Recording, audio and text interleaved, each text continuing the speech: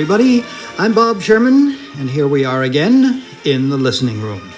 Tonight, in about 45 minutes or so, we are going to meet more than 20 composers, lyricists, and singers involved with 4 different productions at TheatreWorks USA. But to begin, we are very pleased to welcome pianist Christina Kiss to the studio. She is involved in an unbelievable undertaking. It will require some 35 concerts. 4 of them were given last season. There are going to be 5 this season, starting next Saturday afternoon. And in these programs, she is going to play all of the solo piano works of Franz Liszt. There will be world premieres included. There will be not only his original pieces, but all of the transcriptions. And as a matter of fact, the recital coming up next Saturday includes one of those extraordinary transcriptions that Liszt made of the Beethoven symphonies. This indeed, the Symphony Number 1, and the first movement will be played right here in our studio by Christina Kiss.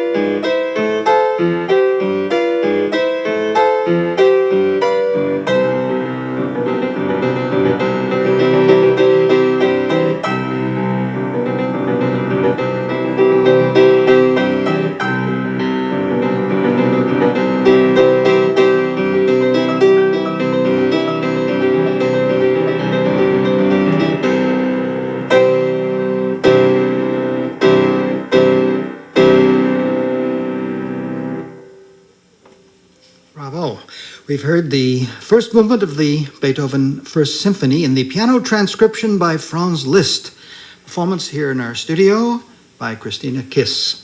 And the Beethoven First Symphony in the Liszt transcription on her program coming up next Saturday, 2 o'clock at Weill Hall at Carnegie. Christina Kiss, what in the world possessed you to embark on this kind of a absolutely wild project over, 7 seasons or something? 7 seasons, right. Well, since I was a little kid, I always loved challenges, and I always tried to think big. And when we were talking about through with my husband that let's do something really big. And since I really love Liszt, I mean, I'm Hungarian, and I'm very hot-blooded, and I feel like Liszt is in my blood because of him being Hungarian.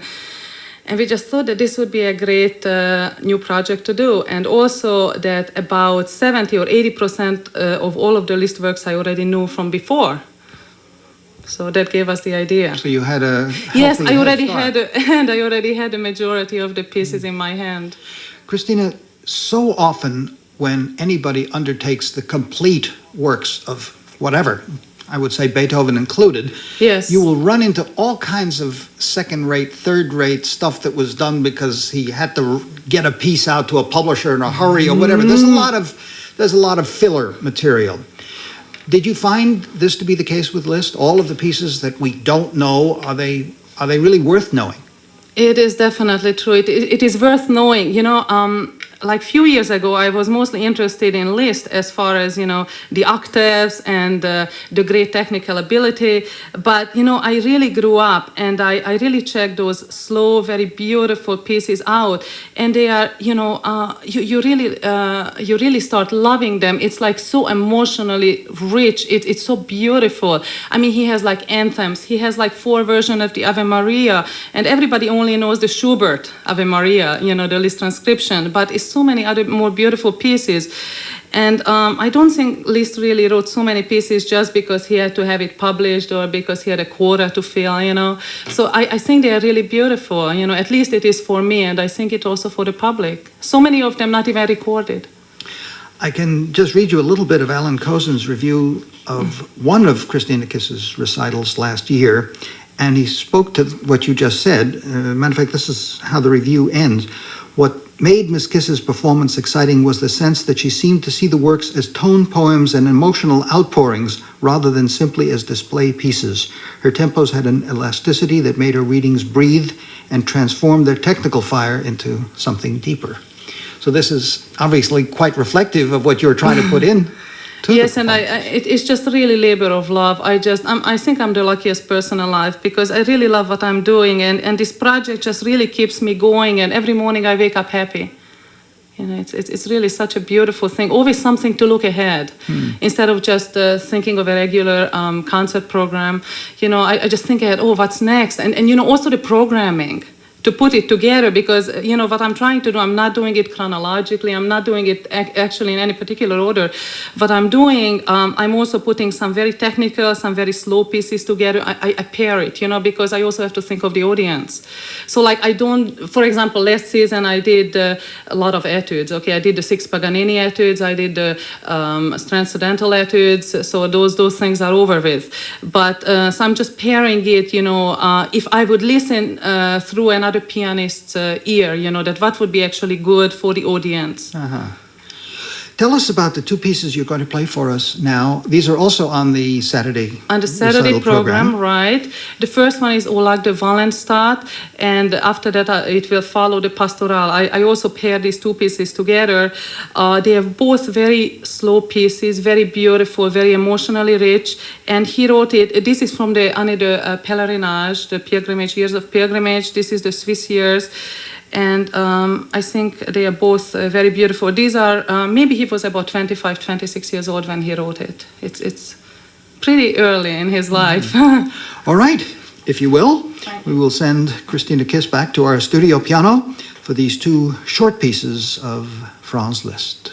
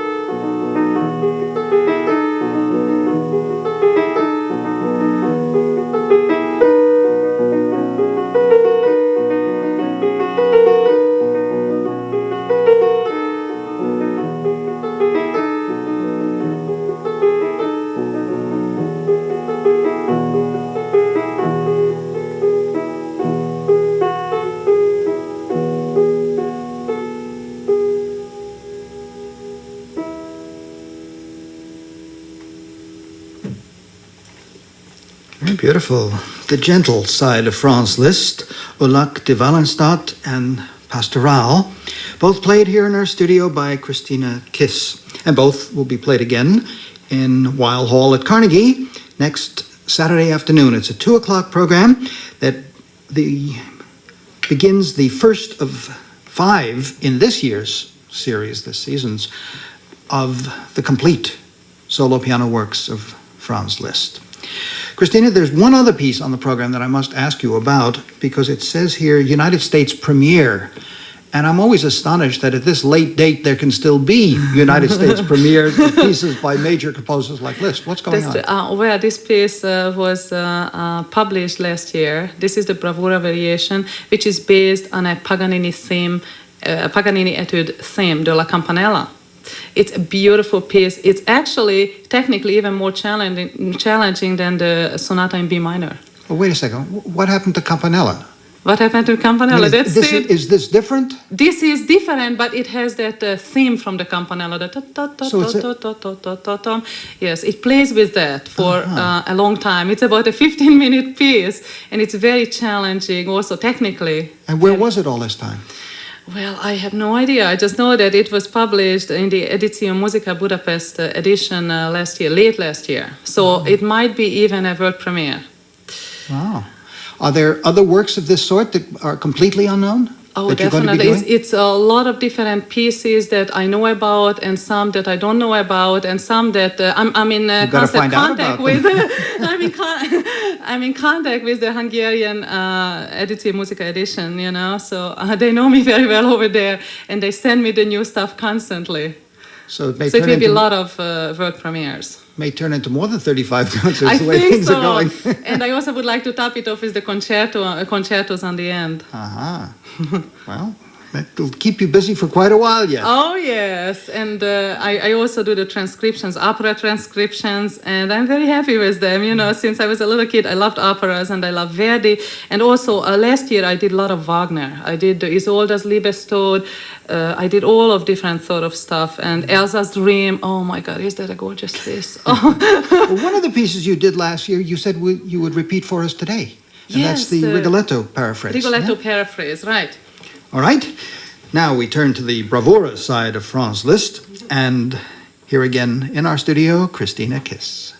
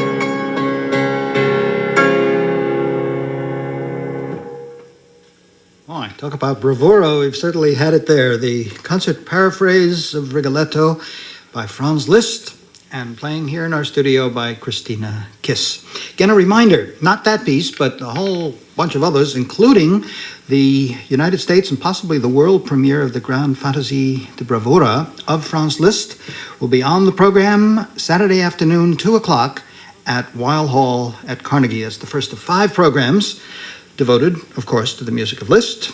Occasionally, other composers like Beethoven. Oh yes, sneaks that's why in I'm under having the- also so much fun with it, because I have Wagner, I have Beethoven, I have Schubert, I have all different. I have Bach, you know. So all of my favorite composers combined, plus the master Liszt. You know, I mean, it's like. You get a little of everything. That's great. Yes, it's the wonderful. remaining concerts, Saturday, the 16th of November, and then 3 Sunday programs in the new year, February, March, and April. All of them at Weill Hall. Now, we didn't really talk about your background at all, Christina, except obviously Hungarian. Yes. So, who did you study with there? And when you came to this country, did you? Yes, with whom? I was part of a very famous school, the Franz Liszt Academy, of course, in Hungary. You started early, right?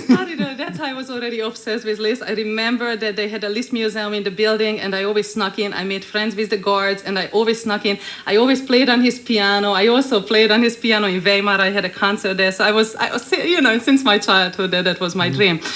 So I was a part of this very talented children's program, and I remember since I could reach an octave, I always wanted to play Liszt. I drove my teachers crazy. Well, my first teacher was Klara Marthé, who since then passed away.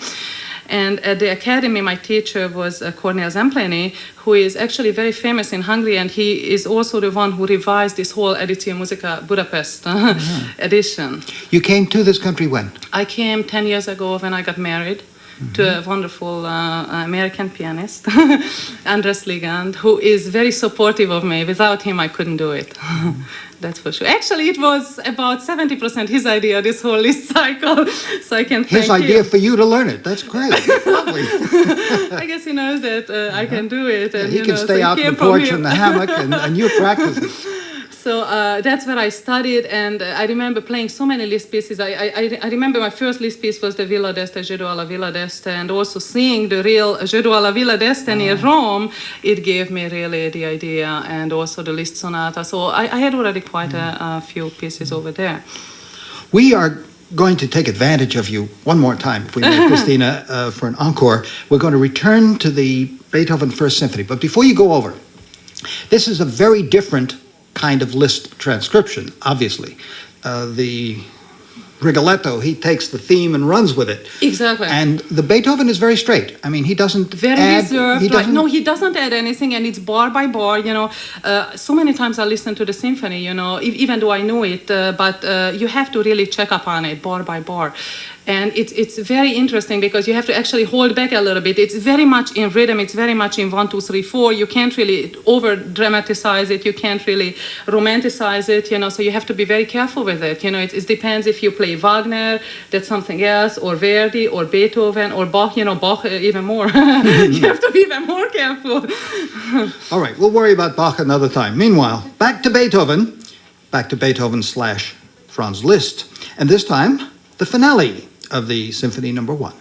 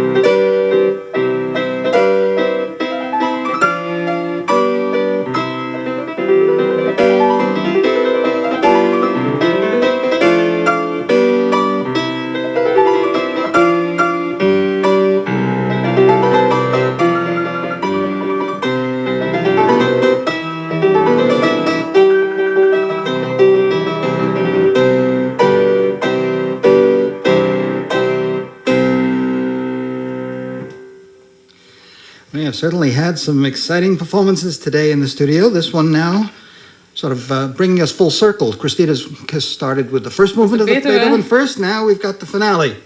And if you want the in-between movements, then you should be at Weill Hall at Carnegie. It's a lot of exciting things are happening this season. I don't really would like to say it ahead of time, but a lot of world premieres, a lot of different things. And I also would like to talk a little bit why I'm also doing this Liszt Cycle, not only because I can do it and because I enjoy doing it, that's very selfish.